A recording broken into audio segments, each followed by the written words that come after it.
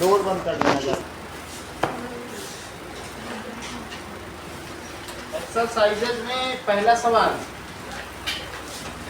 ठीक है। A piece of wire of resistance R is cut into 5 equal parts। ये देखो, ये piece of wire of resistance R, ये L लेंथ का है और इसको हमने क्या किया, 5 पीसेस में कट कर दिया। So it is cut into 5 parts। ये हमने इसके 5 पार्ट्स कर दिए। पहले R ओम था, इनिशियल रेजिस्टेंस इसका क्या है, R ओम। लेकिन हम जानते हैं कि R is proportional to L। तो अगर इसके 5 हिस्से कर दिए गए, ये 5 पार्ट्स कर दिए गए, तो ईच पार्ट का रेजिस्टेंस आशीष कितना होगा, आप बताओ। करेक्ट। तो ये हर एक का अगर इसके 5 हिस्से कर दिए गए तो ईच विल हैव रेजिस्टेंस। आधा कर दोगे तो R/2 और 5 हिस्से कर दोगे तो कितना हो जाएगा, R/5। भाई लेंथ कम करोगे तो रेजिस्टेंस भी तो कम होगा, लीनियरली प्रोपोर्शनल है ना। और अब इन पांचों को आपने किस में जोड़ दिया है, now these 5 are connected in parallel.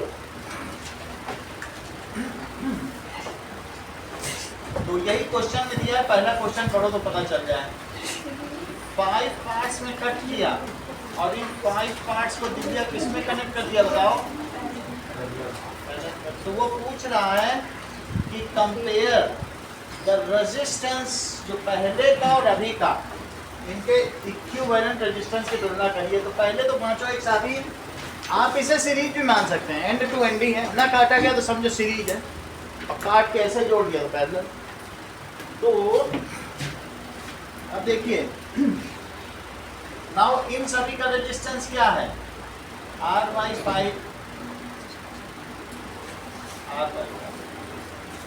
तो अब देखो कि ये 1/RP का क्या फार्मूला है, 1 सब पांचों का लिया जाएगा, R1 + R2 तो 1/R/5, 1/R/5, 1/R/5 plus 1/R/5 plus 1/R/5। ऐसा करने से this is equal to 5 times of 1/R/5। लेकिन R/5 है तो ये पलट जाएगा, 5 ऊपर चला जाएगा, तो क्या हो जाएगा 5 टाइम्स ऑफ 5/R, तो दिस इज 25/R। तो 1/RP ये है। और आपसे क्या पूछा गया है, R/R', तो R उधर ले लो, तो बोलो R/RP कितना हो जाएगा, तो कौन सा आंसर करेक्ट, चेक करो। So that is D is correct।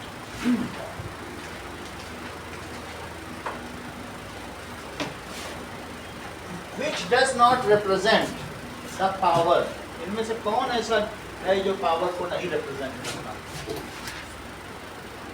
That is IR² नहीं होती पावर का फार्मूला, बाकी तीनों होते हैं। तो B is not the formula, so B is not the formula of power।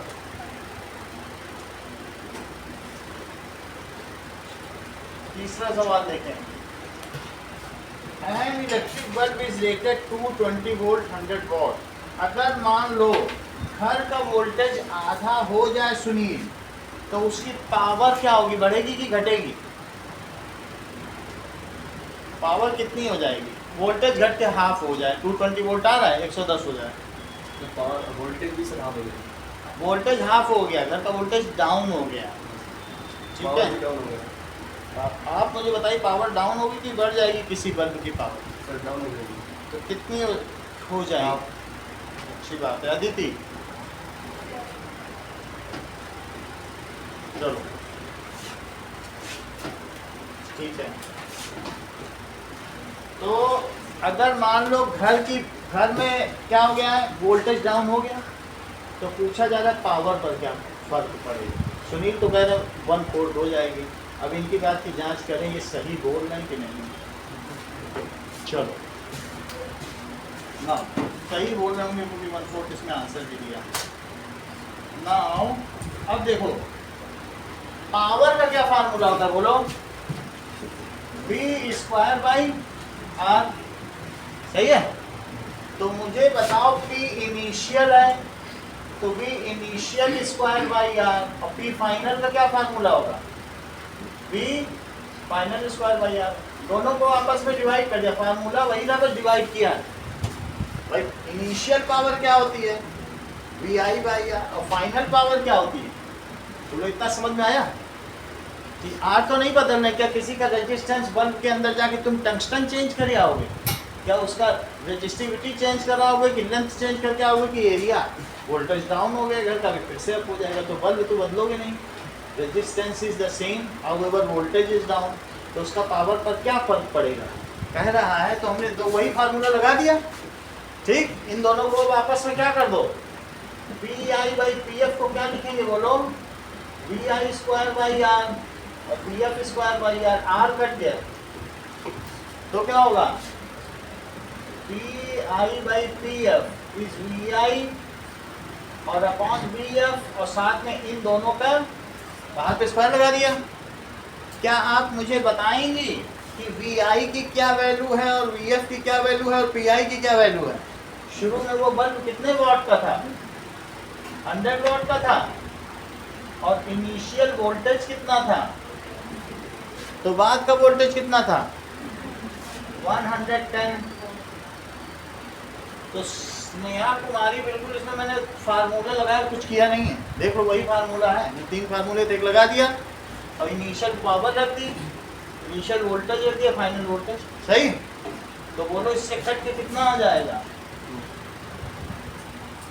2 आ गया अंदर, 2 का स्क्वायर करो तो क्या आ जाएगा, 100 is equals to 4 P F. तो बोलो पी एफ कितना हो गया, 25।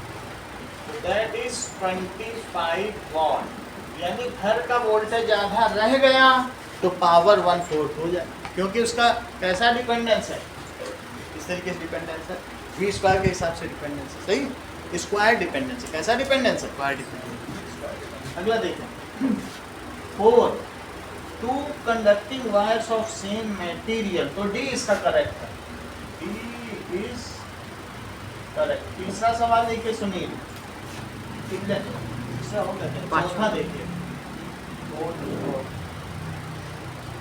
Now 2 conducting wires equal same material equal length equal diameters पहले सीरीज में कनेक्ट किए गए और फिर उनको किस में कनेक्ट किया गया, पैरेलल में। तो ये 2 वायर हैं ऐसे, सेम मटेरियल है, उन दोनों को उन्होंने किस में कनेक्ट कर दिया, सेम मटेरियल, सेम मटेरियल है तो रजिस्टिविटी भी सेम होगी, और क्या सेम लेंथ भी है, equal length and equal diameter, सब कुछ सेम है, ए भी सेम, रो भी सेम, ए भी सेम और एल भी सेम, और इसमें भी क्या है, तीनों चीज वही है। अगर तुम टेक बहुत लगा रहे हो तब भी टेक शुरू से आए, जब से टेक ही लगाए 7 मिनट हो जाए, कोई दिक्कत है क्या, टाइम बंद कर लो, जो आराम से बैठो, ठीक ना, कैपेसिटी आधी हो जाती है। ये एक सवाल पूछा उसमें भी गड़बड़ कर गए। अब देखो 2 material same length same resistivity, सब कुछ सेम है, तो पहले किस में कनेक्ट किया गया बताइए, बाद में किस में कनेक्ट किया, पैरेलल में। So first they are connected in parallel and then they are connected in series to same potential difference, the ratio of heat produce. अगर दोनों सेम टाइम के लिए रन करते हैं तो what is the heat produce. अभी ये देखो ऐसे हैं और इसको किस में कनेक्ट कर दिया है, सीरीज में, बाद में किस में कनेक्ट किया, पैरेलल में, तो इनका रेजिस्टेंस तो सेम होगा, इतनी बात पता चल गई। और बैटरी वही है, ये भी V से कनेक्टेड है, ये भी V से कनेक्टेड है, सही है। अच्छा ये मुझे बताओ कि if all the things are same then their resistance will also be same। तो अगर इसका रेजिस्टेंस R है और इसका रेजिस्टेंस R है तो पहले केस में वंदना इनका इक्विवेलेंट रेजिस्टेंस क्या हो जाएगा, RS की क्या वैल्यू हो जाएगी, R प्लस R, तो कितना हो जाएगा।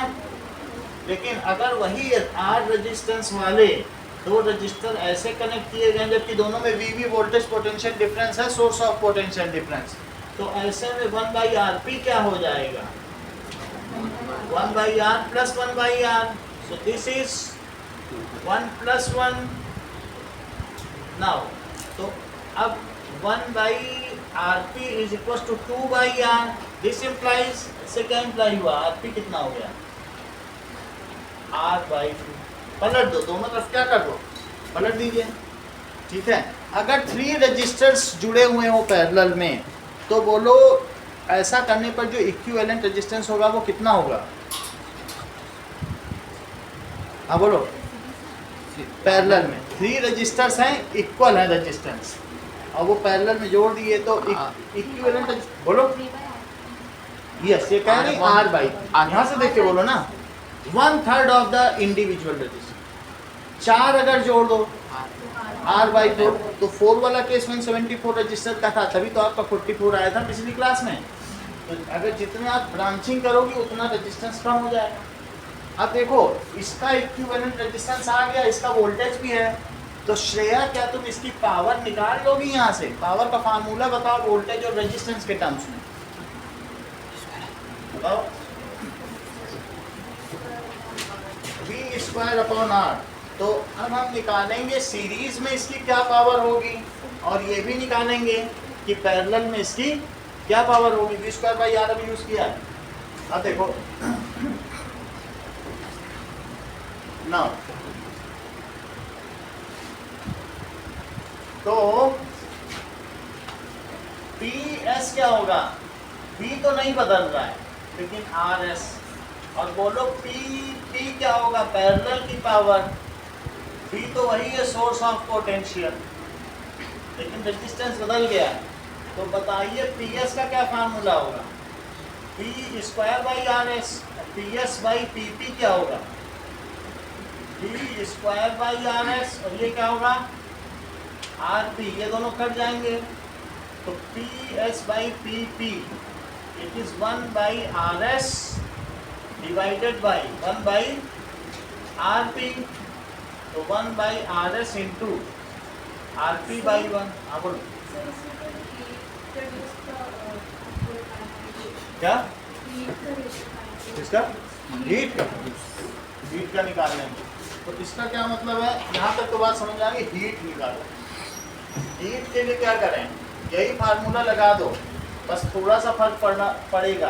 बोलो हीट क्या होती है? That is power into time. यही होती है कि नहीं?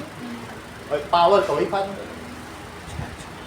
पावर का क्या फार्मूला होगा? बोलो अगर हीट इन सीरीज है तो पावर क्या है? बोलिए।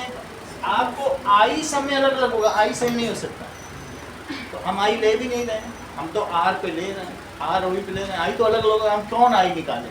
जब इससे पावर निकल सकती तो हम इसी पे कर लें, ठीक है। तो बोलो हीट का क्या फार्मूला होगा? Power in series into time. लेकिन पावर का भी तो तुम्हें फार्मूला पता है, बोलो सही है कि नहीं? हीट अगर सीरीज में है तो दैट इज, इसको सिंपली ऐसे भी लिख सकते, सही है। अच्छा ये बताओ कि RS की क्या वैल्यू आएगी? अभी हमने निकाल ली है, और इसी तरीके से पैरेलल में RP आ जाएगा। RP की क्या वैल्यू आएगी? R/2 और इंटू T। इन दोनों को 1 और 2 इक्वेशन को क्या करो? डिवाइड कर। जो वो पूछ रहा है, क्या HS/HP पूछ रहा है कि सीरीज पहले रखना चाहता है, तो HS/HP इट इज V²। देखो पहले ये लिख रहे हैं V²/2R इंटू T, और नीचे क्या लिख रहे हैं? बोलो इसमें V²/R/2 इंटू T। जो कट रहा है काट दो, बाद में देखा जाएगा, ये तो कर ही लेंगे। ये और ये कटा, ये और ये कटा, तो ऊपर क्या आया? बोलो 1/2R, और इससे देखो 1/R/2 क्या होता है? जरा सोचो, 1/R/2 जो ऊपर चला जाएगा 2/R, यहीं से देखो ना, 2 तो ऊपर जाएगा कि नहीं जाएगा? तो ये क्या बन जाएगा? 2/R। दूसरे भी तरीके बता देंगे, आप इसे देख लो, 2/R, सही है। अब इन दोनों को आपस में क्या करें? 1/2R और डिवाइडेड बाई 2/R, तो क्या हो जाएगा?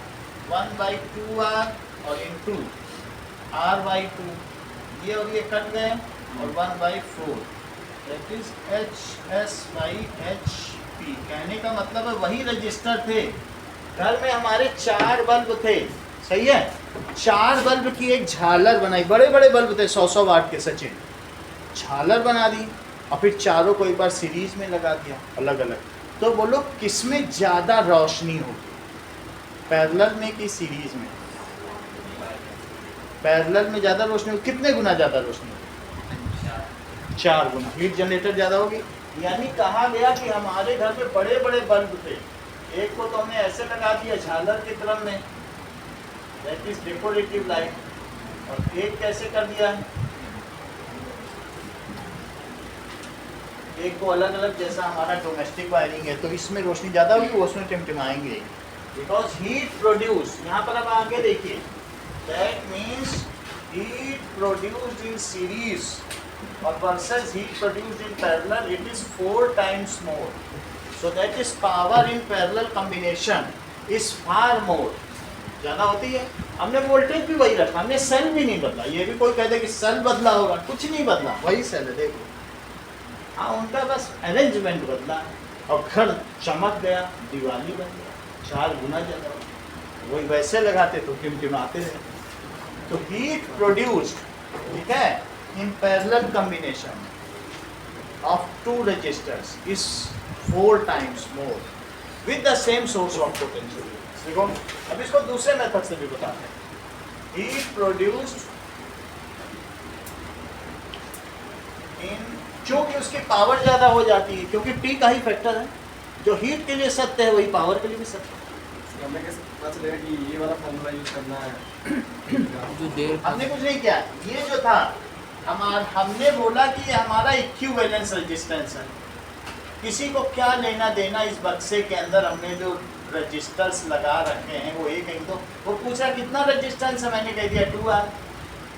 फिर दूसरे में पूछा कितना रेजिस्टेंस है, तो हमें मालूम है ना इस डब्बे के अंदर हमने क्या लगा रखा है, किसी को बाहर से क्या लेना देना। तो हमसे पूछा गया कितना है, तो हमने कह दिया भाई R/2 है, और दोनों V पे लगे हैं।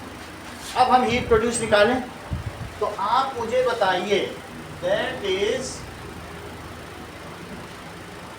कॉम्बिनेशन इज मोर, ज़्यादा होता है, कितना मोर है, 4 times।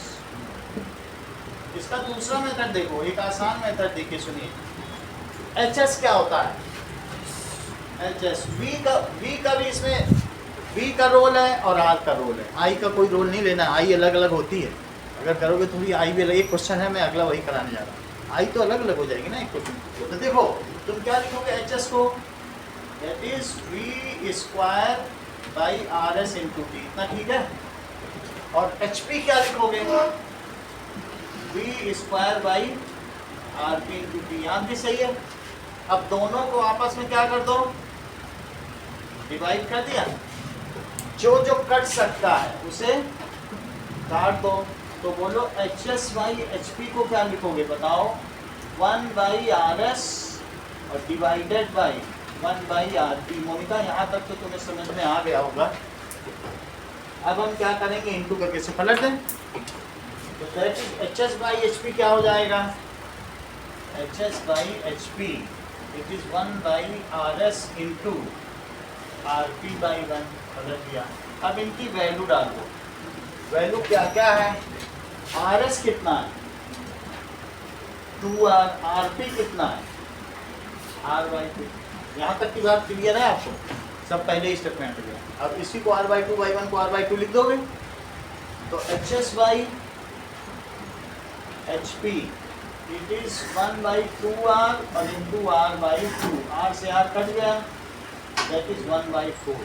इसका क्या मतलब है, HS/HP, ये चीज़ आ गई। अब पलट भी सकते हो, पलटने से तुम्हें और क्लियर हो जाएगा। वैसे यहाँ आंसर आ गया है, ये कौन सा ऑप्शन है इसे चेक करो, HS/HP बोलो, C आ गया। और वैसे भी देखो HP के लिए 4, HS के लिए 1, यहाँ से तो पता ही चल रहा है कि 4 टाइम्स ये रेशो। अगला देखो, फिफ्थ क्वेश्चन आपको कराया जा चुका है, how is the volt meter connected. Volt meter का रेजिस्टेंस पलक 0 होता है कि इंफिनिटी, बताओ। क्वेश्चन बहुत बार पूछा गया, यहाँ तक समझ में आ गया ना? हाँ बोलो। करेक्ट। जैसा कि अंकुर राज ने बताया है, ठीक उसका कंट्रास्ट में लिया करो, क्योंकि ये थोड़ा हिंट दे ही देते हैं क्लास में। चलो, so the resistance of ideal voltmeter is infinity. Palak ammeter का रेजिस्टेंस क्या होना चाहिए, 0 की इंफिनिटी।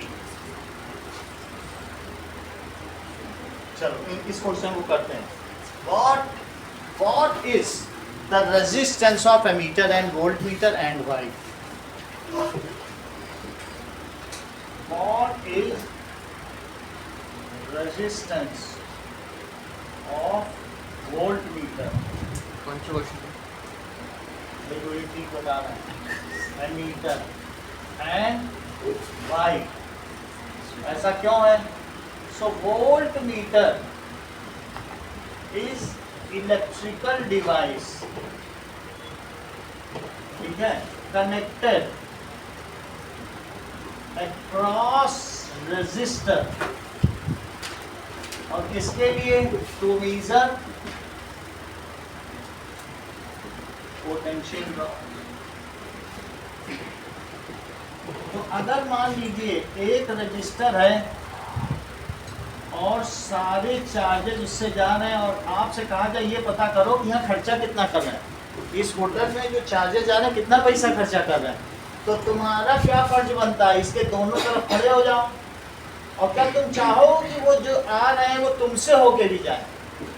नहीं, इसमें से सिर्फ इतनी करंट जानी चाहिए 0.0001 एम्पीयर, इससे इतने में इसका काम हो जाएगा। इसके अंदर एक बिल्कुल मूविंग कॉइल गैल्वेनोमीटर है, सेंसर लगा हुआ, उतने में से ये मीजर कर लेगा, बहुत ज़्यादा इसको चाहिए नहीं, सही है ना? तो इसका मतलब है ये अगर चार्ज जाना चाहेंगे भी तो ये कह रहा मेरा इतना रेजिस्टेंस मैं गुजरने ही नहीं दूंगा तुमको, जहाँ जा रहा वहीं निकलो, हम पता करने आएंगे तुम खर्चा कितना करते। और अगर बोले हाँ हाँ हमारे से आओ, तो सब तो उसी के अंदर से जीरो से निकल जाएंगे, किसी को कुछ खर्चा ही नहीं होगा, और फिर अपने पापा के पास पहुंच जाएंगे, देखो हम बचा के गए पैसा, तो बचा के लाना ही नहीं था। अगर ये जीरो होता तब तो चार्ज या करंट या जो वाटर है वो तो वहीं से जाएगा जहाँ रेजिस्टेंस है, गंगा का पानी जहाँ रेजिस्टेंस ना हो, जहाँ बहुत हर्डल हो वहाँ से बहेगा क्या? तो voltmeter as infinite resistance कैसा होना चाहिए, ठीक है, या very large resistance, so that it does not allow any current to pass through it. A minor current is sufficient for its deflection. सही है? ऐसा नहीं। तो आइडियल वोल्टमीटर क्या होना चाहिए बोलो? Ideal voltmeter does not allow current to pass through it. वो नहीं करेगा। मुझे कह रहा जहाँ से जा रहे वहीं जाओ, हमको खर्चा निकालने मिल रहा है। Does not allow current to pass through it.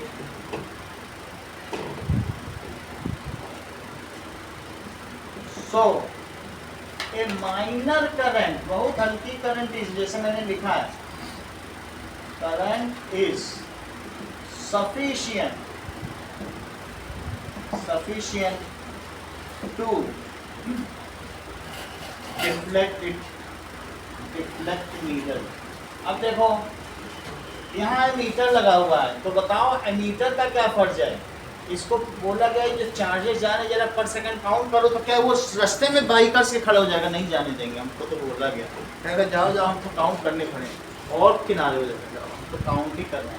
So ideal ammeter allows all current to pass through it, कहेगा सबसे जाओ, तो बोलो इसका रेजिस्टेंस इन्फिनिटी होना चाहिए कि क्या होना चाहिए प्रदीप? बोलो जीरो, ये किसी को रोकेगा नहीं, ठीक है, क्योंकि सर्किट में ही लगाया गया है। तो लिखो an ammeter is connected in series to resistor. वो इन पैरेलल किससे कनेक्ट किया जाता है बोलो? It is connected in parallel with resistor, और ये इन सीरीज विद रजिस्टर। ये सब किसके रेफरेंस में है? रजिस्टर के, प्रतिरोध के रेफरेंस में, वो प्रतिरोध के समानांतर है और ये प्रतिरोध के श्रेणी क्रम है। इन सीरीज, किसके सीरीज? With resistor. और वो कैसा है, नहीं लिखा ना हो तो लिखा नहीं था मैंने। So it is connected in parallel with register, ये लिख ही लो, तो कहीं भी आएगा तो तुम्हें ठीक रहेगा। It is connected in parallel with resistor. और ये देखो इन सीरीज टू रजिस्टर। और क्या करता है, it measures electric current and ideal ammeter है जीरो रेजिस्टेंस। आइडियल, अगर कोई तुमसे पूछे इस वोल्ट मीटर का कितना रेजिस्टेंस है, कोई कह दे 1000 ओम, तो तुम कह देना हाँ ये होगा। 10-20 ओम तो इनके होते हैं, अगर इसका 10 ओम तो इसका 1000 होगा, जाने ही न दे। सही है। And ideal ammeter has zero resistance.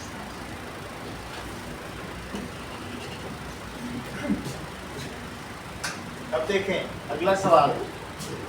Next is question number 6 जो कि हो चुका है और 7 भी हो चुका है। 8 हो चुका है। 8, 9, 10, 11। 8 क्या है? 8 हो चुका है। 9 देखो, 9 भी हो चुका है। 12 तक हो चुका है। 10 हो चुका है। 10 फिर से करेंगे। 10 का थर्ड टाइप बाकी था। 2 मेथड बताए थे ना, बोलो। 10 की तो बाकी था। 2 मेथड बताए थे, 1 मेथड रह गया था ना। पावर तो तुमने सीख लिया है ना वंदना, पावर तुम्हें बता देता हूँ जिनकी ना। अब हम लोग इसका एक मेथड देखेंगे।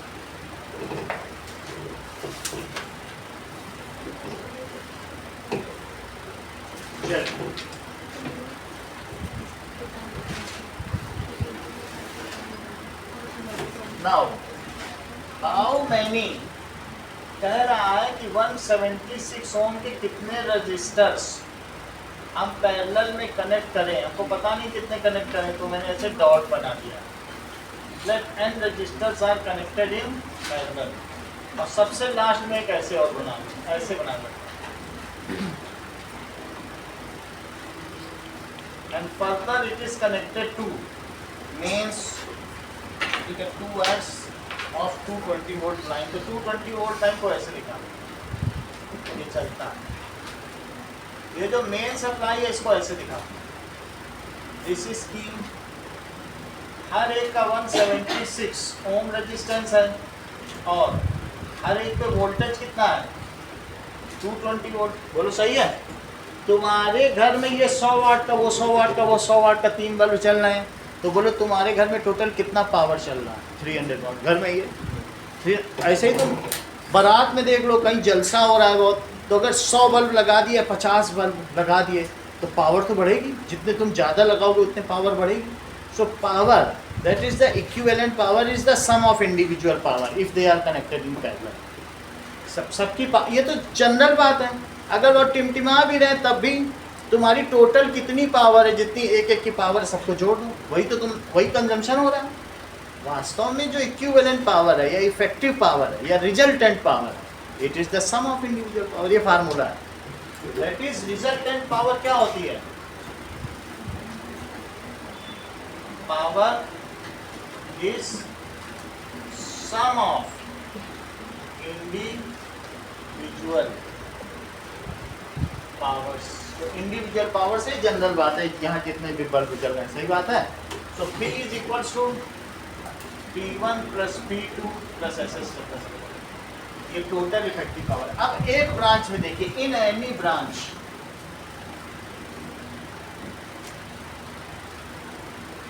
सही है, इसमें अलाउएबल करंट कितनी है? 5 एम्पियर। तो यहाँ बताओ, इस ब्रांच की जरा पावर तो निकालो। तुम्हारे पास इस ब्रांच के लिए जो पावर का फार्मूला है, तुमको V दिया याद दिया, तो निकालो जरा। V²/R होती है। इंडिविजुअल ब्रांच में क्या पावर हो जाएगी? तो power is equals to V²/R। तो that is power individual. Sir I भी लगा सकते सर, है आई भी देखो इन इंडिविजुअल ब्रांच पावर कितनी हो गई बोलो, V square by R that is 220 square, और y कितना हो गया बताओ, r है, r कितना है 176, सही है। और बोलो इसकी रिजल्टेंट पावर इन दोनों से निकालो, सर्किट की पावर, ये तो इंडिविजुअल निकाली है, ये क्या है, इट इज इंडिविजुअल पावर, ये कैसी है, दैट इज 48400 अपॉन 176, और ये वाट में होगी, कैलकुलेट करना हो अभी कर लो, बाद में कर लेना, ये चीज हो गई। अच्छा बोलो इन सर्किट, अब जो आपका ये है तो मेन सर्किट रिजल्टेंट पावर भी निकालो, रिजल्टेंट पावर अभी देखो उन्होंने बता दिया सुनील ने, बोला सर आप रिजल्टेंट पावर निकालना चाहते हैं तो टोटल करंट और इससे निकाल लीजिए, ये आसान रहेगा। तो रिजल्टेंट पावर आप किससे निकालेंगे, वी आई से, तो 220 इंटू 5 तो वो कितनी हो गई, दैट इज इतने वॉट, सही है।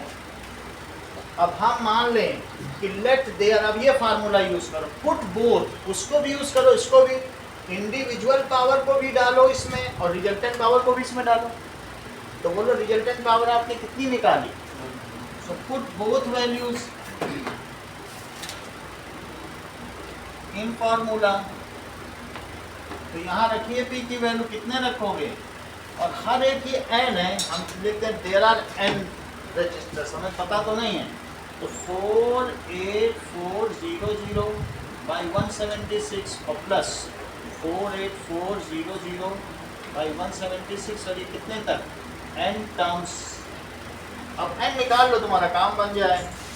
Now 1100 is 48400 by 176 into N, सही, एन टर्म्स हो गई कि नहीं, तो 1100 into 176 upon 48400 it is equal to, दो जीरो से दो जीरो कटे, अगर 11 से इसे कट करो तो कितना आता है, क्या 44, 11 से कट करो और 44 से जरा इसे कट करो तो 4, तो कितने रजिस्टर्स हो गए, तो 4 रजिस्टर्स आने के, सही है वही चीज, बस इंडिविजुअल पावर निकाल दिया, वो पावर का सम कर दिया, कहीं कोई दिमाग ही नहीं लगाना, वी स्क्वायर बाई आर वहाँ लगा दिया, वी आई यहाँ लगा दिया, तो 4 रजिस्टर्स आर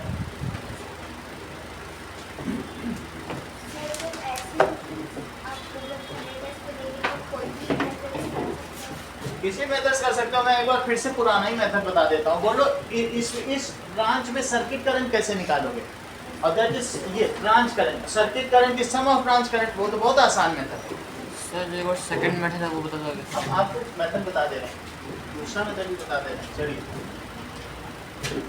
ये बताओ ब्रांच करंट कैसे निकालोगे इनको, इतना तो तुम जानते हो ना, लॉ ऑफ करंट जानते हो कि मतलब किसी भी जंक्शन पर जो आने वाली करंट है दैट इज इक्वल्स टू जाने वाली करंट, इतनी बात जानते हो, नहीं जानते, ठीक, तो लॉ ऑफ करंट। अब देखो कहने का मतलब है, ये दूसरा मेथड देखो, आई क्या होता है, I1 plus I2 plus I3 से लेकर N तक, सही है, that is sum of incoming currents is sum of the current leaving from junction, क्या चीज कहीं बताइए, सम ऑफ करंट्स, मान लो इस ब्रांच पर बहुत सारी करंट आ रही हैं और इसी ब्रांच से लीव भी कर रही हैं, 4 करंट लीव कर रही हैं, तो मैं कहूँगा sum of currents coming to junction is equals to sum of currents leaving from junction। एक जंक्शन है, मान लो आप जैसे कुछ भी करो कि मुगल सराय जंक्शन, वहाँ 10 ट्रेनें आएंगी तो 10 ही छूटेंगी, आज नहीं तो कल, लेकिन छूटेंगी 10 ही, 11 नहीं छूट सकती, 10 ही आई है तो 10 ही छूटेंगी, 11वीं क्या वहाँ बन रही क्या, ट्रेन का कारखाना खुला हुआ है क्या, दैट इज I6 और I7, तो क्या लिखेंगे कि sum of incoming current to junction, junction वो होता है ज्वाइंट, वहां होता है जहां 2 तारें मिलती हैं, जैसे ये मिल गए तो ये ज्वाइंट है, अब जंक्शन में बहुत मिल जाए, इसे जॉइंट कहा गया है। तुम्हारे जो सिंबल सी है वहाँ जॉइंट लिखा है और ये जंक्शन, जब बहुत सारे मिले तो जंक्शन हो जाए। अब देखो, ठीक है, अब देखो sum of incoming current to junction is equal to, ये किसके इक्वल है? Sum of currents leaving from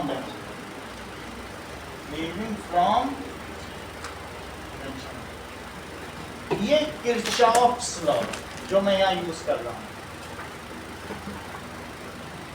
जिसको मैं लॉ ऑफ करंट के नाम से यूज कर रहा हूँ, वो किसका नियम है? किरचॉफ का नियम। अब आगे देखो, तो यहाँ तक तुम्हें समझ में आ गया ये वाला। अब इस ये जो तुम छोड़ दो, फिर से समझो, यहाँ से देखो और फ्रेश काम करो, सही। अब देखो तुम ब्रांच करंट निकालो, पहले यहाँ निकालो ब्रांच करंट। दो चीज ये तो तुम्हें मालूम है, जो यहाँ पर अप्लाइड वोल्टेज है वही, और ब्रांच का वोल्टेज होगा, वोल्टेज ड्रॉप भी वही होगा अगर पैरेलल है। तो बताइए ब्रांच करंट यहाँ बताइए जरा। आई का फार्मूला बताओ, याद देखिए बताओ। ओम्स लॉ लगा, I equal to VR.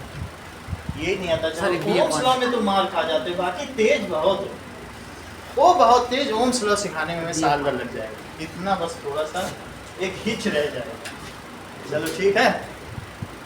ओम भक्ति में विश्वास नहीं है, ओम और विष्णु लॉ जानना चाहते हो। चलो इतनी बात तुमको समझ में आ गई, ठीक है।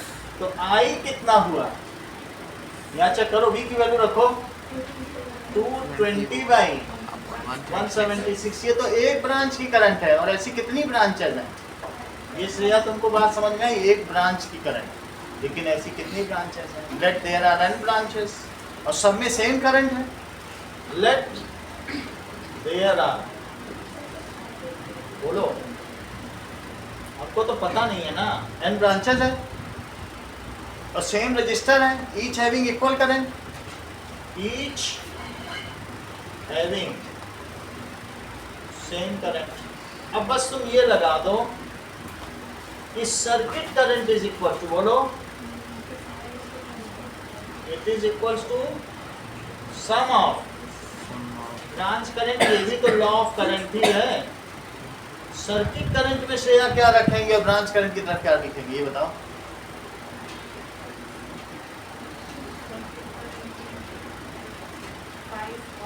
क्योंकि सर्किट की टोटल अलाउएबल यही करंट है, और ब्रांच करंट में क्या लिखोगी? ऐसा n टाइम्स, क्योंकि n ब्रांचेस है। सो I1 प्लस I2 यही वाले लगा रहे हैं, ये फार्मूला लग रहा है। सो दैट इज, हाँ बोलो, 220 by 176 plus 220 by 176 n times. हाँ बोलो सुनील, एक बंद कर दो। चलो अब देखो, इतनी बात तुमको समझ में आ गई। इसकी करंट बताओ, इसमें कितनी करंट है? एक सिंगल 220 बाई 176। लेकिन अभी हमको ने ओम्स लॉ लगा के दिखाया कि V बाई R कर दिया, और ऐसा सब में होगा, और सबको जोड़ दो तो वही आई होगा जो भी श्रेया ने बताया। तो सब में कितनी करंट होगी बताइए? यही तो होगी, और इन सभी को जोड़ दिया जाए तो टोटल करंट, जो कि किरचॉफ का नियम। अब सबको जोड़िए आप, तो 5 is equal to 220 by 176 into n। तो n कैसे निकलेगा?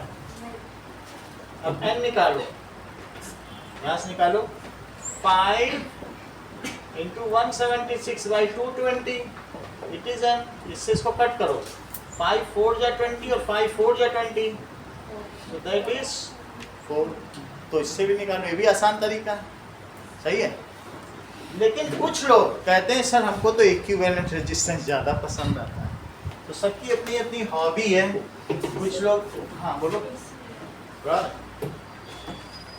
कुछ किरचॉफ लॉ से निकालना चाहते हैं। चलो ऊपर कटेगा, नीचे। चलो अब देखिए दिव्या, अब एक नया नियम देखो। अब हम इसको किससे करेंगे? लेट अस, जितने हमसे करवाओगे इतने तुम्हें भी करवाओगे, ये नियम है। चलो अब तीसरा नियम देखें। चलो ये देखो, दैट इज तीसरा लॉ क्या है बताइए, बाई इक्विवेलेंस रेजिस्टेंस। अगर एक का रेजिस्टेंस इतना तो n ब्रांचेस का रेजिस्टेंस कितना। सो 1 बाई आर पी, तो क्या लिख सकते हैं सचिन, 1 बाई आर, ऐसा कितने टाइम्स, n टर्म्स लिखा करें। n सिर्फ लिखोगे तो बात बिगड़ जाएगी, n टर्म्स, जैसा AP लिखते हो n नहीं लिखा करो, n टर्म्स, तभी सही माना जाता है, ठीक है। तो इसे क्या लिखेंगे, n बाई आर और 1 by R P. Sneha Kumari value place करो।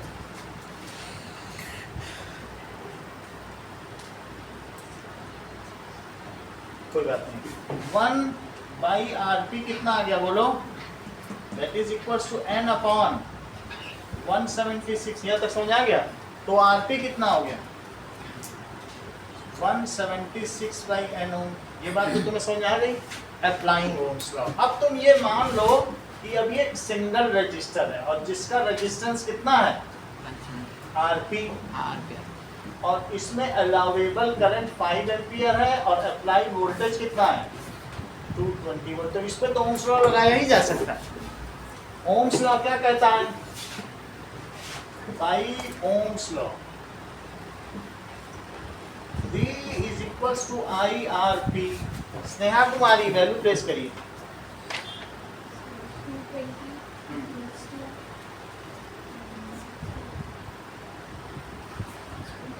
आई नहीं रही मोनिका, आप बताओ।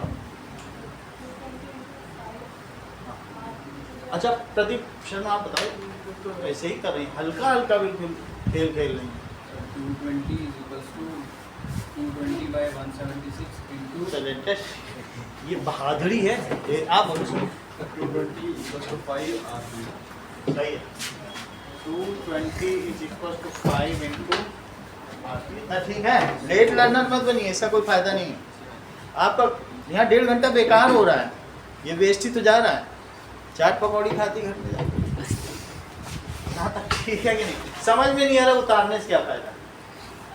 अब देखो आरपी फार्मूला नहीं लगा पा रही हो, सही है, या पूछो, पूछने से भी ठीक। अंकुर सबसे ज्यादा पूछते थे जब आए थे शुरू, तो 44। इतनी बात समझ में आ गई।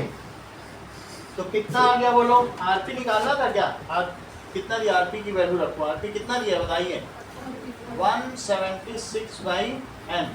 तो लिखो 220 अपॉन n को इधर ले आओ, और 5 इंटू 176 अपॉन 220। ये देखो 5 से इसको कट करें पलट तो कितना आएगा, 44 से इसको कट करो तो n इज इक्वल्स टू 4। किसी एक मेथड से आप कर लेना, लेकिन सही करना। 3 मेथड बता दिए, आगे एक से करना है, एक से करना। आगे की बात करते हैं, दैट इज क्वेश्चन नंबर 11। देखो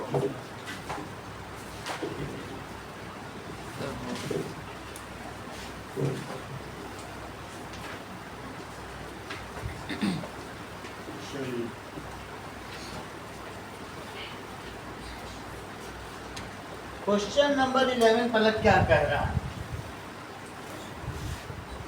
so how would you connect. आपके पास 6 ओम के 3 रजिस्टर्स हैं, क्या आप मुझे बताएंगे कि 6 ओम के 3 रजिस्टर्स को मैं कैसे कनेक्ट करूं कि मुझको 9 ओम का इफेक्टिव रेजिस्टेंस मिल जाए। क्या करना चाहिए, अगर मैं सिर्फ आपसे एक चीज पूछता हूं वो मुझे बता दीजिए, बाकी तो मैं कर ही लूंगा। अगर इन दोनों को कनेक्ट मैंने कर लिया, अभी थोड़ी देर पहले कराया गया था इसीलिए पूछ रहा हूँ, तो आप मुझे बताएंगे इसका इफेक्टिव रेजिस्टेंस क्या है। 3 ओम, क्योंकि 2 करो तो आधा, 3 करो तो R/3 और 4 कर दो। जैसे 176 का किया था 44 आया था, देख लो करते तो आता, एक सवाल में क्या ही था एग्जाम्पल। तो 2 को करोगे तो आधा हो जाएगा, तो ये 3 हुआ। और 3 के आगे एक इसी में और कितना जोड़ दो बोलो, 6 ओम। तो ये तो 3 ओम हो ही गया, ये कितना हो गया, तो 3 ओम के साथ ये हो 9 हो गए। बोलो इतनी बात तुमको समझ में आ गई। अच्छा तो हम लिखें if 2 resistors are connected in parallel, and further this arrangement is connected. This arrangement is connected to third resistor in series. Third register में कनेक्ट करो इन सीरीज। तो अब इसको सबको नाम दे दो। इसको क्या नाम दिया जाएगा? दैट इज R1 R2, ये R1 बोल दीजिए, ये R2 बोल दीजिए और R3। अब इसका एक इक्विवेलेंट सर्किट इंद्रजीत बनाओ। तो बोलो R12 की कितनी वैल्यू होगी इंद्रजीत? R12 3 ओम, और ये हो गया R3 जो कि 6 ओम है। तो ये दोनों सीरीज में हो गए तो 9 ओम हो गया पहले का आंसर। चलिए, तो 1 by R12 is 1 by R1 plus 1 by R2। जितना वैल्यू प्लेस करो। श्रेया सही, 1/6। तो ये कितना हो जाएगा? 2/6। सो 1/R12 इट इज 2/6 जो कि 1/3 हो जाएगा। सो R12 कितना हो जाएगा? 3 ओम। आगे R12 is connected to R3 in series। तो अब इसको फर्दर R इक्विवेलेंट लिखो। सीरीज भी लिख सकते हो या R123 जो भी लिखना चाहो आप सब लिख सकती हैं, सही है। तो अब वो कितना आ जाएगा? R12 plus R3। Jyotsna value place करो।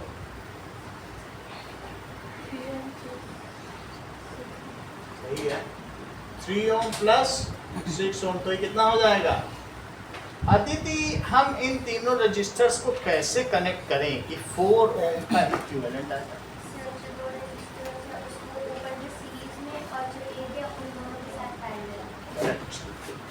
अब ये देखें तीसरी चीज जो अदिति ने बताई। नाउ हाँ बोलो, अभी कराते हैं। चलिए,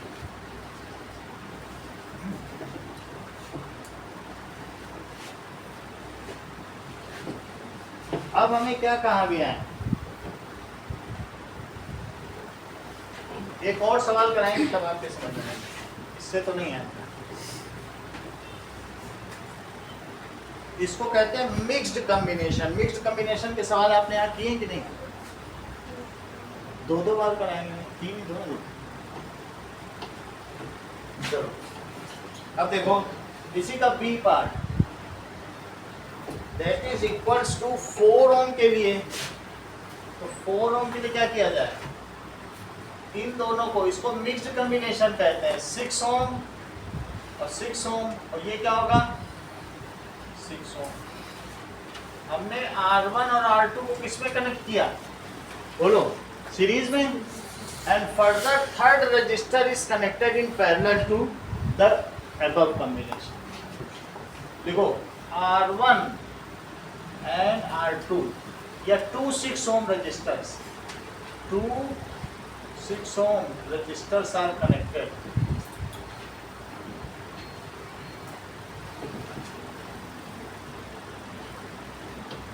in series। और फिर क्या किया जाए? and further third register is connected of 6 ohm is connected in parallel to above combination।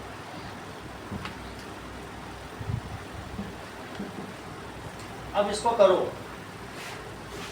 R12 की वैल्यू मोनिका बताओ।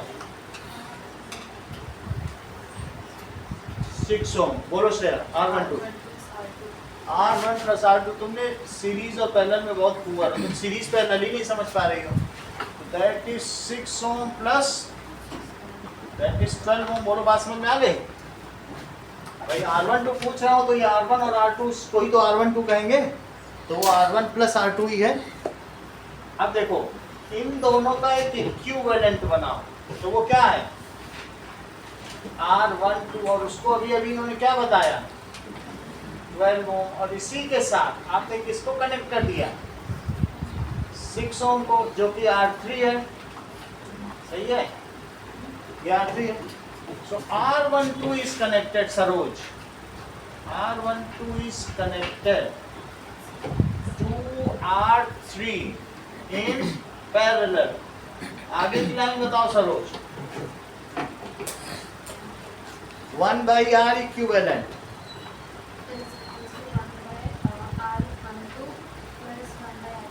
सही है, क्योंकि अब इसका इक्विवेलेंट निकालना है, तो 1 by R equivalent क्या है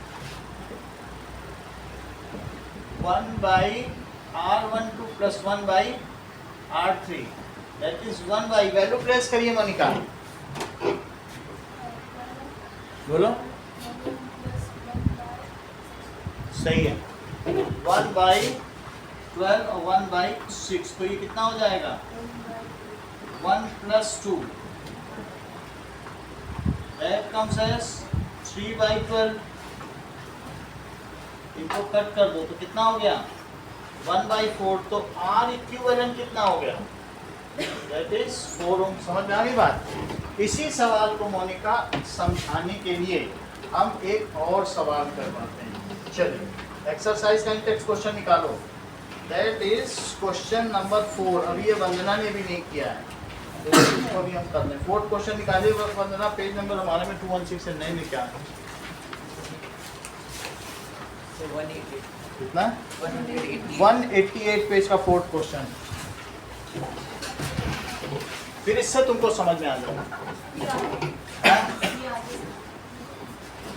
चलो ये कैसे आ गया, वही चीज तो है।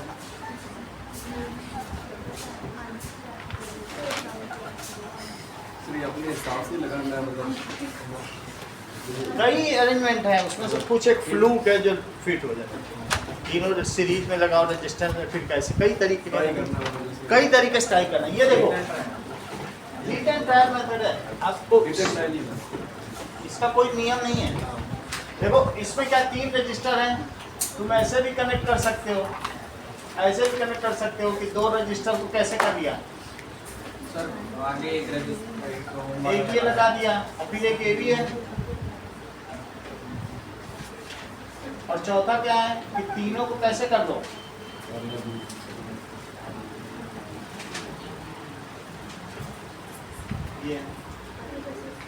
ये 4 मेथड है, इनमें से कोई एक सही है। सही।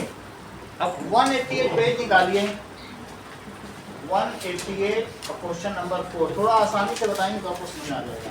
दैट इज 236 ओम के रजिस्टर है, 2, 3 और 6 ओम है, 2 ओम, 3 ओम एंड 6 ओम रजिस्टर। ये R1 है, ये R2 है और ये R3 है। अगर हम तीनों को पैरेलल में लगा देते हैं वंदना, तो इसका इफेक्टिव रेजिस्टेंस कितना आएगा? बी पार्ट पहला कर रहे हैं,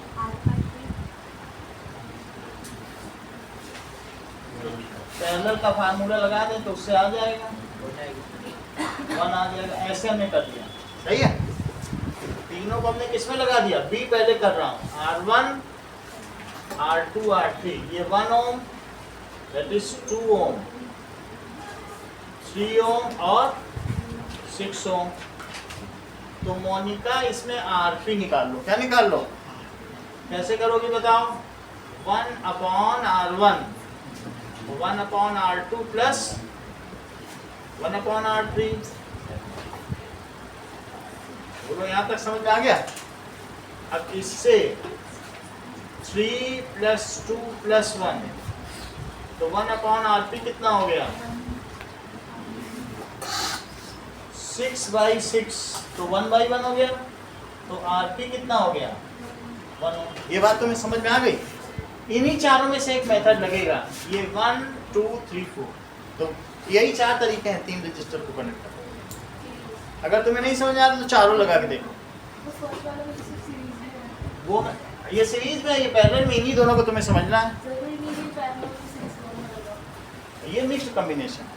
तो अब चारों में करके देख लो, जो चारों में से कोई दो तुम्हारे आंसर सही हो, 4 ऑप्शन। तो ये इसमें ये सही हो गया। अब ए पार्ट निकालो, ए में कितना चाहिए बताओ इन तीनों से? 4 ओम। अब देखो तो 4 ओम को कैसे लगाएंगे पलक बताओ। इनको मैं इनसे 4 ओम लेना चाहता हूँ, क्या करूँ? इसको 6 और 3 को ये कह रहे हैं पहले पैरेलल में लगा लो। ये वाला कॉम्बिनेशन चाहती है। ये कह रहे हैं कि ऐसा करेंगे कि 6 ओम और 3 ओम और कह रहे 2 ओम करके हम ये निकाल लें। जरा चेक तो करें कि क्या ये सही बता रही है। चलिए नाउ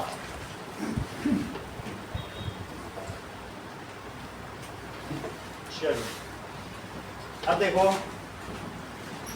कि ए पार्ट देखिए 6 और 3 तो पैरेलल में लगा के ऐसा कर लो। इसी में एक R1 लिख लो या R2 लिख लो या R3 लिख लो। This is 6 ohm, this is 3 ohm, this is 2 ohm. Check करें देखो R1 and R2 in parallel. तो इसे ऐसा लिखेंगे 1/R12। मोनिका ये बात तुम्हें समझ में आई? ठीक है, अब क्या लिखें? सही है। तो 1/R1 प्लस देखो 1/6 प्लस 1/3। हाँ ज्योत्सना बताओ क्या लिखें?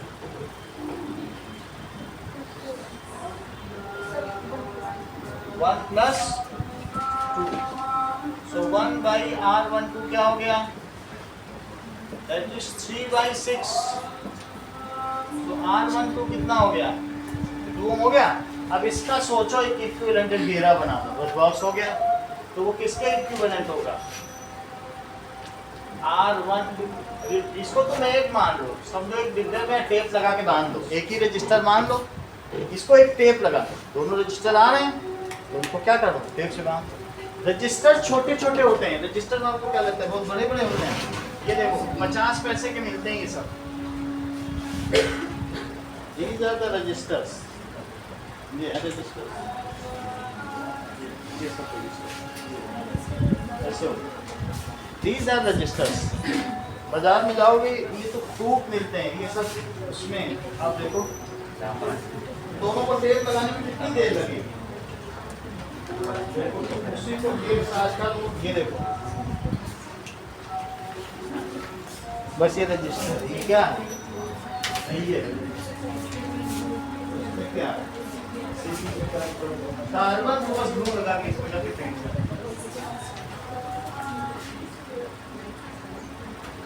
लगाया, सही है ना? ऐसे तो सर हर डिवाइस ही रजिस्टर चाहे तो दो को पैरेलल में लगा दो, वायर कोई भी जोड़ना है वायर जैसे कितना लंबा सर ये हर किसी के लिए हर जगह यही रखते हर जगह यही रखते हैं। 10 बाजार में जाओ ये कैसे बिक रहे हैं बड़े बड़े सब जगह पे, सब पूरे कंप्यूटर चिप सब जगह, लैपटॉप सब जगह यही लगता है। सर। हाँ तो हर डिवाइस वो रजिस्टर सही है। बोलो क्या? रजिस्टर, ट्रांजिस्टर, ये सेमीकंडक्टर, ये सब 12th का सामान है। 12th तो पढ़ नहीं रहे, ज्यादातर सामान ये 12th का ही है। इतनी बात तुमको समझ में आ गई? चलो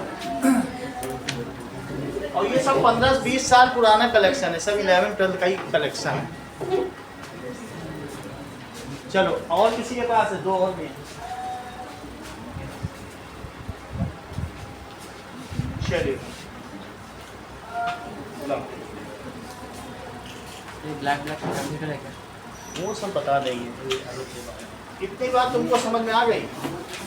कैपेसिटर भी है ये सब भी। इतनी बात तो समझ में आ गई। R12 की वैल्यू तुमको समझ में आ गई ना? उस पर टेप लगा दो बस, एक हो गया। फिर दूसरा कौन सा लगाओ इसके आगे? R3। तो R12 की कितनी वैल्यू है? 2 ओम और इसकी कितनी है? 2 ओम। तो लिख दो फर्दर क्या गया?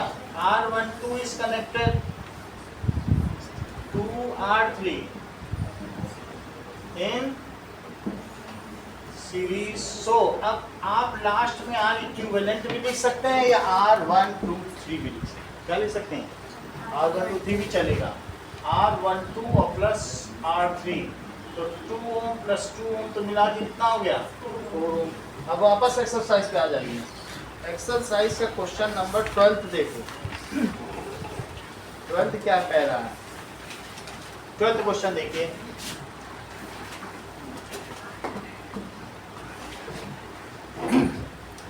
Now it says several electric bulb designed to be used at 220 volt supply line और सभी का रेट 10 watt है। तो ये देखो हर्षिता, 10 watt के बल्ब हमने पैरेलल में लगा दिए हैं, तो क्या आप मुझे बताएंगे कि कितने बल्ब लगाए जाएं कि वो मेन सप्लाई लाइन से 5 एम्पियर की करंट ड्रॉ करें? 5 एम्पियर इसलिए बताया जा रहा है क्योंकि यही सब जगह मीटर लगाई है 5 किलोवाट का, सबको 5 एम्पियर ही मिलती है, इसलिए हर सवाल में 5 एम्पियर ही बोला जा रहा है। हमको भी इससे ज़्यादा नहीं मिला है। आप बताइए कि क्वेश्चन तो आप समझ गए कि नहीं समझिए?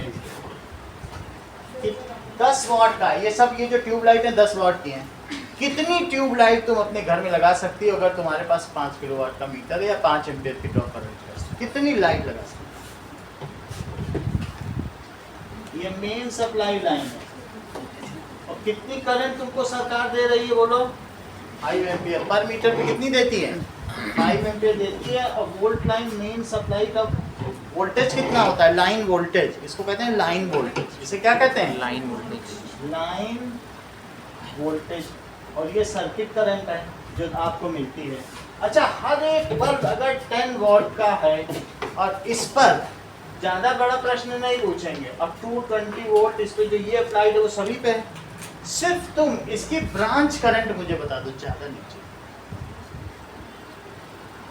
आई का फार्मूला बताओ पी और वी के टर्म्स में, तो मैं थोड़ा समझूं। सो आई इज इक्वल टू, बोलो फिर से बता रही हो, पी के टर्म्स बताओ। पी है, वी है, आई बता दो मुझे, इन्हीं में बता दो। आई स्क्वायर देख, आई को पी और वी के टर्म्स बताओ कितना, ऐसा कैलकुलेट करके आई बता दो। तुम तो बार्गेनिंग पे उतार आई, इतनी बार तो लोग ऐसे ही बता देते हैं, 4 बार पूछा, आप तो बार्गेनिंग के बिना मान ही नहीं रही हैं। हाँ श्रेया बताओ, जो भी हो बस मुझे करंट बताओ, ब्रांच करंट, दोनों चीजें बता दी, ब्रांच करंट बताइए। सरोज करेक्ट, आप भी बोलो। अदिति ठीक है, तो इन्होंने बता दिया, यानी इन ईच ब्रांच, देखो इन ईच ब्रांच क्या है, सही है। 3-4 तरीके से बताएंगे, सवाल कोई भी पसंद है कोई कर रहे हैं, ठीक है, अपना मन का हल लेना। इन ईच ब्रांच करंट देखो, तो अभी अभी हर्षिता ने क्या बताया, P is equal to V I, तो पावर हर एक की 10 है और ये 220, तो आई कितना बताया हर्षिता ने? 1/22 ही तो बताया, बोलो यही है कि नहीं? और कितनी ब्रांचेस हैं? n ब्रांचेस, हमें तो एक ही जैसा पावर लगा हुआ है, तो देयर आर n ब्रांचेस। तो अब मुझे बताओ कि हर ब्रांच की करंट, अब लॉ ऑफ करंट लिखो, I is equals to the circuit current is equals to sum of branch current. बोलो बात सही है? क्या लिखेंगे बोलो? जो यहाँ जितनी करंट आ रही है वही तो डिवाइड हो रही है, एक ब्रांच की करंट तुम्हें पता चल चुकी है 1/22 है, तो बोलो सर्किट करंट क्या होती है दिव्या? सही है, तो sum of branch current. Circuit current तो 5 है जो कि अलाउेबल करंट है, और हर ब्रांच करंट की भी बात करो जरा यहाँ पे, 1/22 तो एक की है, ऐसे n टर्म्स होंगे, क्योंकि I is equal to I1 plus I2 चलता है। क्या फार्मूला चलता है? I1 प्लस I2 चलता है, तो n टर्म्स हैं, तो क्या लिखेंगे बोलो? 5 इज इक्वल टू n/22, तो बोलो n कितना हो गया? 5 × 22, तुम 110 ट्यूबलाइट जला सकती हो जितनी सरकार दे रही, जलाओ, कितनी लानी चाहिए, लगाओ यहाँ 110 ट्यूबलाइट जलेगी। 110, so 110, so 100, ये 10 वॉट का है एलईडी ट्यूबलाइट, so 110, ठीक है, devices can be used in parallel with the allowable current, 110 devices can be used with allowable, सही है, लैंप होगा हाँ, डिवाइसेस या लैम्प, देखो लैम्प्स। अब देखो दूसरा मेथड, देखो ये मुझे बताओ कि टोटल पावर कितनी, इन दोनों से निकालो, टोटल पावर निकालो, ये एक मान लो, इसे कितना मान लो, लेकिन ये और ये है तो टोटल पावर, तो सर्किट की जो वोल्टेज अप्लाइड है, कितनी करंट मिल रही है, उससे पावर तो निकल सकता है। पावर बताइए, total power it is equals to V into I, that is line voltage, और इनटू क्या होगा बोलो, सर्किट करंट, लाइन वोल्टेज 220 है और सर्किट करंट कितनी है 5, तो कितना आ गया 1100 वाट है, और 10 वाट का एक बल्ब, 110 तो बल्ब वही है, 10 वाट का एक बल्ब, तुमको 1100 वाट मिल रहा होगा 110 वाट। तो टोटल पावर क्या होता है, सम ऑफ इंडिविजुअल पावर, ये भी तुम जानते हो, ये 100 वाट है तो 5 बल्ब जला लिए 500 वाट हो गया। ये सबको डोमेस्टिक में, इवन आपके मदर को भी पता होगा कि कितना पावर लग रहा है, सबके वाटेज पता रहते हैं। तो पावर, और इसीलिए ये चैप्टर पढ़ाया भी जा रहा है कि हम एक बेसिक चीज़ जान सकें इलेक्ट्रिसिटी में, जो ज़िंदगी भर इस्तेमाल करनी है, तो इतना पता होता है इसलिए बताया जा रहा है। तो बोलो टोटल पावर कितना हो गया, resultant power, it is sum of individual powers, वही फार्मूला लगाओ जो थोड़ी देर पहले लगाया था, कौन सा, दैट इज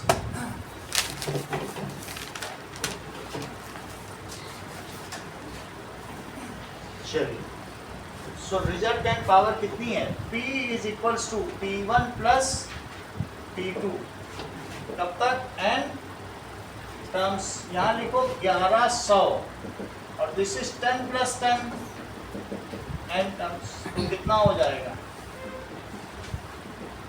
10n, तो n कितना हो जाएगा, बोलिए 110 लैम्प्स हो जाएंगे। जो ऐसा न करना चाहें तो आप मुझे बताइए, क्या हर एक का रेजिस्टेंस आप निकाल सकते हैं, हर ब्रांच का रेजिस्टेंस, ये बताओ यहाँ से, भाई तुमको हर ब्रांच की पावर दी गई है और हर ब्रांच का वोल्टेज भी दिया गया है, तो वैल्यू ऑफ रेजिस्टेंस तो निकाल सकते हो, फार्मूला V²/R भी होता है, P का क्या फार्मूला होता है, तो लिखो दैट इज रेजिस्टेंस, जो इंडिविजुअल रेजिस्टेंस है वो कैसा होगा, of each lamp, it is, resistance के लिए फार्मूला क्या होगा, तो आप ऐसा देख लीजिए, for resistance of each lamp, तो पावर क्या होती है V²/R, पावर 10 की तुमने ली है और ये 220 का स्क्वायर लिया है, तो रेजिस्टेंस क्या निकल गया है, एक लैंप का निकाल, दो चीज ये तो R तो निकल ही आएगा, कितना आ जाएगा 220 स्क्वायर/10, ये समझ में आ गया, या तुम इसे 48400/10 भी कह सकते हो, तो ये कितना हो जाएगा 4840 ओम, लेकिन तुम्हारे तो n रजिस्टर्स कनेक्टेड है पैरेलल में, तो उनका इफेक्टिव रेजिस्टेंस या RP क्या आएगा बताइए, 1/R plus 1/R plus 1/R, और ऐसा कब तक होगा, n टर्म्स तक। अब आगे देखिए, अगर ये n टर्म्स तक होगा तो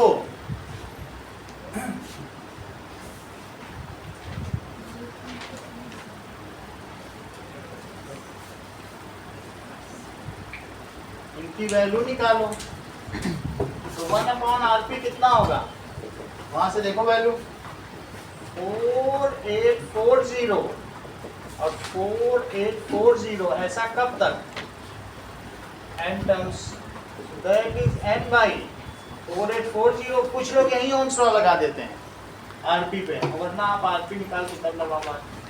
इन दोनों को रख दो, आरपी आ जाएगा, यही है। तो बताइए आरपी कितना हुआ, पलट दो 4840 बाई n, या आरपी हो गया। लेकिन बोलो इसका जो इक्विवेलेंट रेजिस्टेंस होगा, ये आरपी की वैल्यू हो गई। अब using Ohm's law, Ohm's law क्या कहता है, V इज इक्वल्स टू, तो V कितना है, लाइन वोल्टेज, सर्किट करंट कितनी है, और रेजिस्टेंस कितना है 4840 बाई n। ये उधर ले जाओ और 5 इंटू 4840 बाई 220, सही है। जीरो से ना कट कर दो, ऐसे कट कर दो तो 44 आया। 11 से कट करो, ये तो 4 आ गया, और 11 4 जा 44, फिर 11 4 जा, तो 4 से इसको कट करो 100, सही है। कुछ सवाल आपको दिए जाएंगे। हाँ लिख रहे हैं। ये वाला किया कि नहीं, सही। That is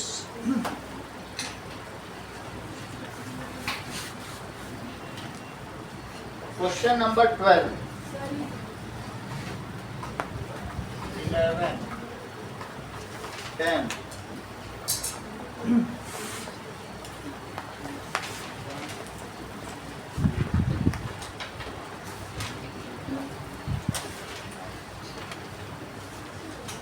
कितने सवाल करें, एक्सरसाइज चाहिए।